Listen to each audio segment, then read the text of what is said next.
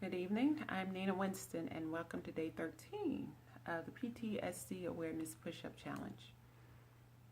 Earlier today, I was out sharing in a group, and what I realized is, you may read about different people being at odds and things, and feeling, some sort of stress or fear regarding the results of the election, but it became very real today because a lot of people are still having adverse effects from that.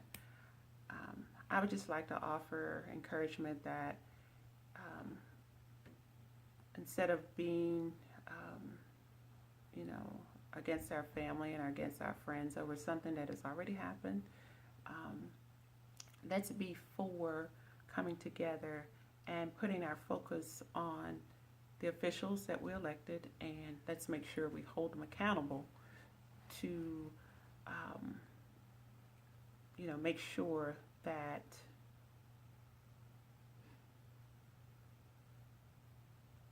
we come together in keeping our country great and making it better. When I shared the other day regarding what veterans would like for us to do to honor and thank them, overwhelmingly, they wanted us to vote. They wanted us to take our civic responsibility seriously. They wanted us to make sure we pay attention to anything, regarding them, regarding the military, whether we agree or disagree. Let's just pay attention, and they wanted us to be involved. And this is a subject matter that I read about before I took this challenge that I have been sharing and talking about, and was just waiting for the right time to share on here, and I think this is the right time. And so I'm not sure of how many of you have read or know about the defense bill that was passed by the Senate back in June of this year, and how they overwhelmingly voted for and authorized a draft for women ages 18 to 25. So as of 2018, January 2018, on their 18th birthday, if this bill is passed, young women will have to register for the Selective Service. Now, there are a lot of people who agree with that, and then there are some who don't. Whether you agree or not, there's a senator, her name is Kirsten Gillibrand from New York, who has been trying to get a vote on reform on how the military deals with sexual assault. There is a current problem,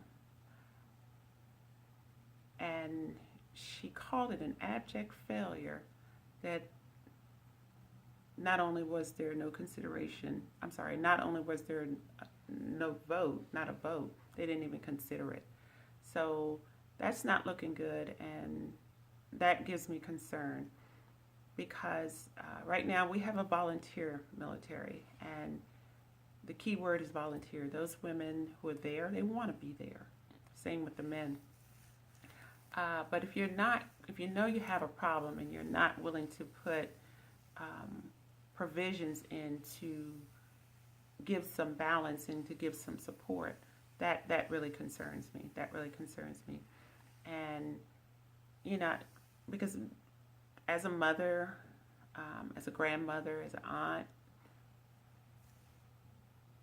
I want you to imagine, do we want our granddaughters? Do we want our college students? Do we want our young mothers? Do we want our nieces mandated to go and war? And if that's not something that we can prevent, I know we want to make sure that we leave them with as many protections as we possibly can.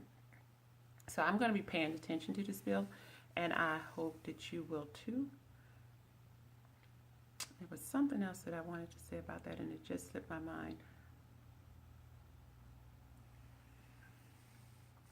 Yeah, so it'll come back to me. But so I really would like for us to pay attention to that. Oh, this is what it is, and because this is exactly why we're here. In one of my earlier videos, I read where if you have a soldier who experiences a traumatic event, along with sexual assault and lack of social support, those are the breeding grounds for suicide. And this is what we're here to bring you aware of and to hopefully offer prevention for.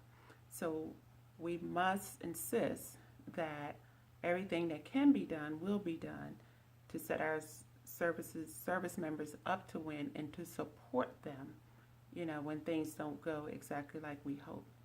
So now I'm going to leave you with that, and I hope everyone will go and do the research and put some calls into our legislature, our Congress people, and let's make sure, you know, we do what we can do by taking care of each other. And I'm going to go ahead and do my push-ups. Okay, here we go.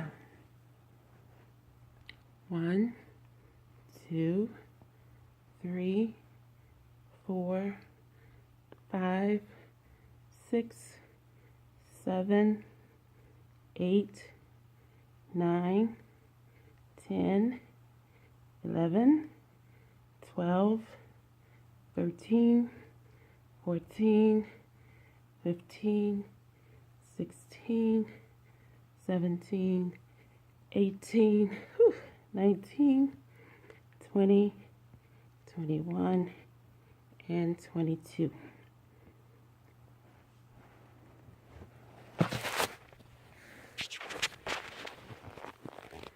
Again, let's do what we can to take care of each other. And anyone with PTSD, a veteran, or anyone who is not a veteran, is contemplating suicide, just know that we're here for you and that you matter. We want you to stay because we really need you. Everyone have a great evening, and I'll see you tomorrow.